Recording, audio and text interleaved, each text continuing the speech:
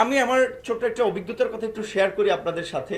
বলা উচিত না, তারপরে বলছি, কারণ আমার প্রতি যদি ভারতের বিরাগভাজন তৈরি হয়, তৈরি হোক, আই ডোন্ট কেয়ার। ভারতের গোলামি করে আমরা রাজনীতি করব না এই দেশে, এবং এটা কোনো মানুষ করতে পারে না। যে আমার একবার এমবেসিতে যাওয়ার সুযোগ হয়েছিল, তা আমি বলেছিলাম যে দেখো, আমেরিকান এমবেসিতে হেফাজতকেও দাওয়াত দেয়। এই যে তোমাদের অপোজিটের যে মাদ্রাসা, এই মাদ্রাসার আপনার নূর হোসেন কাসেমি সাহেব, তাকেও দেখলাম স্বাধীনতা দিবসে দাওয়াত দেয়। সো তোমরা কেন বাংলাদেশের অল স্টেক হোল্ডারদের সাথে সম্পর্ক মেনটেন করতেছো না? কেন কিছু আওয়ামী লীগার এবং আওয়ামী লীগ প্রো আওয়ামী লীগার লোকজনকে নিয়ে তোমরা শুধু সম্পর্কটা মেনটেন করো?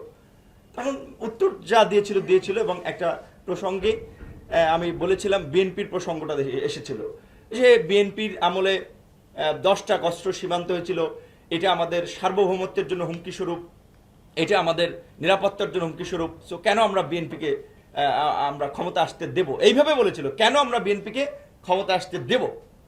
তাহলে সে বাংলাদেশে ক্ষমতায় কারা আসবে সেটা তো তুমি এইভাবে বলতে পারো না। আর বিএনপির সাথে যদি তোমাদের, বিএনপি একটা বড় দল, ক্ষমতায় ছিল, আবার আসবে, ফেয়ার নির্বাচন হলে তোমাদের কোনো সমস্যা থাকলে আলাপ আলোচনা করে সেটা সমাধান করতে পারো। এবং বিএনপির সময়ে 10টা কষ্টের ঘটনা এমনও তো হতে পারে যে সরকারের কনসার্নের বাইরে এখানের স্বাভাবিকভাবে অ্যাডমিনিস্ট্রেশন থেকে শুরু করে রাজনীতিতে চীনপন্থী, মার্কিনপন্থী, রাশিয়াপন্থী, বিভিন্ন পন্থী প্রশাসন এবং রাজনীতিবিদরা আছে। তো হতে পারে যে বিএনপির সাথে তোমাদের সম্পর্কটা এই ধরনের ফাটল ধরাতে একটা ষড়যন্ত্র হয়েছিল, এই অস্ত্রের ঘটনা, এটাও হতে পারে।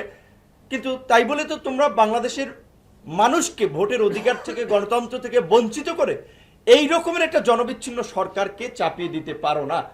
প্রসঙ্গ বলছিল না, আমরা সেইভাবে চাপিয়ে দিচ্ছি না, আমরা চাই বাংলাদেশের মানুষ তাদের সরকার নির্বাচন করুক। আমি বলছিলাম তাহলে তোমরা ইউরোপ আমেরিকা যেভাবে কথা বলছে, একটা স্টেটমেন্ট দাও যে আমরা একটা অবাধ, সুষ্ঠু, নিরপেক্ষ নির্বাচন চাই। বলছে যে না, আমরা তো কোনো দেশের অভ্যন্তরীণ বিষয় নিয়ে এইভাবে কথা বলি না।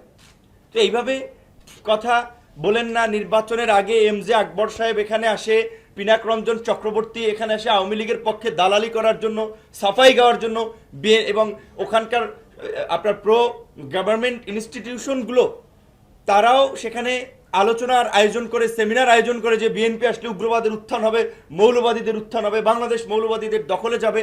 এই ধরনের প্রোপাগান্ডা ছড়িয়ে তারা বাংলাদেশে এই একদলীয় শাসন কায়েম করে তাদের দাসত্ব এখানে, মানে দাসদের মাধ্যমে দাসত্ব চালিয়ে যাচ্ছে। তো এখন আমাদের পরিষ্কারভাবেই সিদ্ধান্ত নিতে হবে, আসলে ভারতের সাথে আপনি গোলামি তেলামি করে আপনি কি ক্ষমতায় যেতে চান, নাকি মেরুদণ্ড উঁচু করে আন্দোলন সংগ্রামের মাধ্যমে, মুইজ্জু যেমন মালদ্বীপে আপনার ইন্ডিয়া হটাও আন্দোলনের মাধ্যমে জনগণকে নিয়ে ক্ষমতা এসেছে, আপনি এখানে সেই ধরনের আন্দোলনের মধ্যে দিয়ে জনগণকে সাথে নিয়ে ক্ষমতায় যাবেন।